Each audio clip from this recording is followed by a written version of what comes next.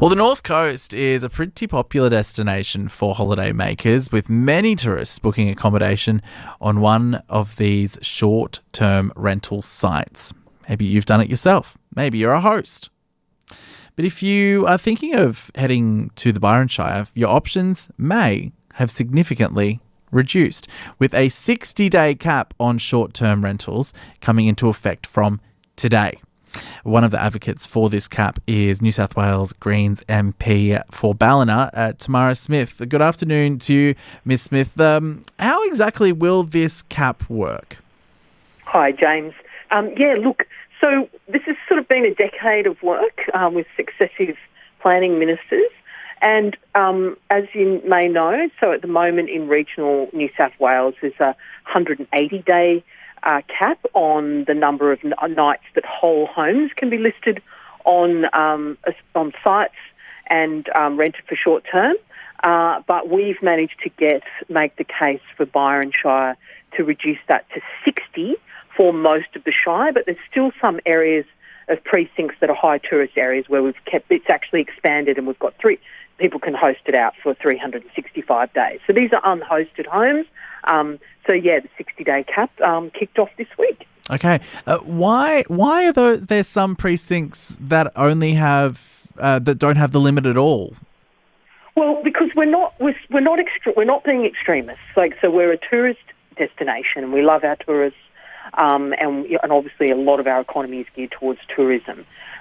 There are 5 hotels being built right now, so there's no shortage of accommodation, but we understand that, being able to go on a shared platform and book a place for families, is often a great choice. So it's been, the mapping of precincts has been done in consultation with the community. Byron Shire Council's done really good work on that.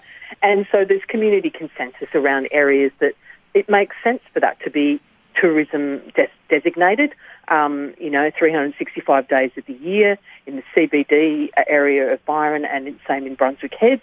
But the rest of the community has said, but the rest of the Byron Shire, we want it to be for permanent residents primarily. Okay. How do we know how many days of the year these precincts in Byron and Brunswick Heads that don't have the limit, how much of their time is filled with tourists in the first place? Look, we don't, but certainly anecdotally, in summer, in our peak season, very, very heavily used.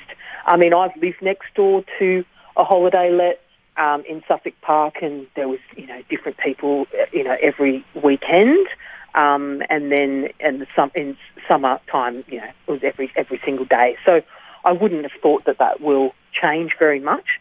But what is super exciting is that real estate agents have already reached out to me and let me know that they've seen a massive increase in the availability of rentals, long-term rentals in Byron Shire. So that's going to be so a lot of the hotels and resorts will be renting those for their staff, because there's literally nowhere for your baristas, for your chefs, for wait staff to live. So all of the things that people come to Byron for, weddings and just to have a fabulous time, we've really struggled to get workers in those businesses.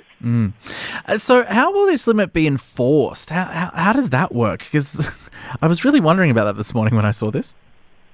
Well, so there's a state register. So it comes under, I believe, better regulation. So the Minister for Better Regulation. There's a whole series of regulations, and it's under law. So people can be fined, and they can also. So there's quite significant consequences for breaching. And the community is highly educated and will continue to be so. So it will be very obvious if someone's breaching it, and there will be people tracking it. And then the consequence is, my understanding is that with some of these big international share platforms, is that the consequence can be that they lose their status as a superhost, etc. So it can be quite significant. Okay. Are those online platforms on board with this kind of, maybe not on board with the cap, but are they on board with policing these? Well, look, the reason I'm not naming anyone is because I would argue that I'm not their favourite person. And, we're talking massive money. We're talking multinational corporations. Yeah. So I don't think they're pleased at all about it. But what is exciting for us is that we're the only local government area in New South Wales to have this trial. And I spoke to the Premier about it today, saying that it's looking really good. And it's my hope that communities will have more say across the state about when the balance is being tipped the wrong way towards, do you know what I mean? It's like it just has to be a balance. And so when rental availability is less than 1%, which is what it was when we advocated for this a year ago, I couldn't tell you right today, but that's what we'll be tracking, because what we want is that to come up to 3 or 4% at least availability of rentals, and that will tell us that it's worked. You're on ABC Radio New South Wales. I'm James Findlay. With you is Tamara Smith, who's the Greens MP for Ballina, which is what the limits. I wish they'd call me the member for Byron, because everyone always forgets that I've got Ballina Shire and Byron Shire. Oh, right. So what's the state seat then? It's the state seat of Ballina. Oh, right, okay. That it encompasses Byron Shire and Ballina Shire. Okay.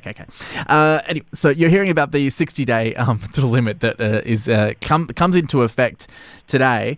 Have you had on that point about you being the first area that this is coming into effect? Have there been other MPs that have knocked on your door or other areas of the state that have been interested, probably along the coast, in this? Yep. Absolutely. I'm not going to name them because they might get themselves into trouble, but I can tell you that there are other areas, particularly mayors in certain high tourist areas, and there'd be areas in Sydney, for example, where the community is getting less, they're getting inched out because it's big money in terms of tourism for those whole homes to be on the sites. So I think that I know that there are people watching very, very closely, which is why I do not want this to fail. Look, let's be clear. These homes in Byron Shire are really high, like they're very expensive to rent. So this isn't going to be suddenly, fire and rescue and local teachers able to live in them. But if we believe the Conservatives that the law of supply and demand, if there is more supply, hopefully we see the rental market start to come down a little bit in terms of price, but also because it's increased in terms of availability. Okay, so all right, so these houses that are being short-term rented, I'm now trying to avoid using the name of the app as well, or the website, because it's just kind of turned into one of those words that means the same thing, like a Band-Aid or a Huggies. Like Google. Yeah, exactly. So these houses, they're usually used for this. They're very expensive big houses that... Yes. Okay, yes. So right. These could be whole homes that could typically, like at one stage at the worst of this, there was over 1,000 whole homes in Byron Shire on the sites. Yeah, we're talking, and people have said at times there was 2,000, but conservatively, we've seen definitely evidence of over 1,000. So this is big money. So each, some of these were $1,200 a night, right? So it is going to be an adjustment by those investors, and it had to happen, and because. We literally, to give you an example, fire and rescue, they have to live within 5 kilometres of the station. And my fire is just saying we can't afford to live in Byron. So, school teachers, police, it got out of control. So this is, teachers aren't going to be living necessarily in these homes, but or baristas by the sounds. Exactly, or baristas, but as I say, some of the hotels will rent it out and have their staff there. And then, there will be some people who are like, we can put 4 people in that and they can afford it. But it's more that it's about moving forward in the future as we get more housing stock, at least. So, for example, the whole of West Byron, which we really stridently oppose because it's a flood zone, etc., and environmental issues. But that's going to have hundreds and hundreds of residential homes. But if we didn't have this, James, they could all have just gone onto those sites. Are you expecting that these big houses will actually go on the market to be sold? Like, are these people that, lease them out short term, are they going to be selling these houses, or are they going to put them into long-term rent agreements? What are you seeing so far? Well, very good question, and I was interested to hear you talking about the interest rates today not being cut. I would argue that there's investors like these all over the state who will be questioning the longevity of those investments. It has definitely, the good thing was, though, they had absolute due notice. So they have known that this was coming into effect for over a year to get their affairs in order. So that obviously that will be a matter for those investors, because let's be clear, these are not mum and dads.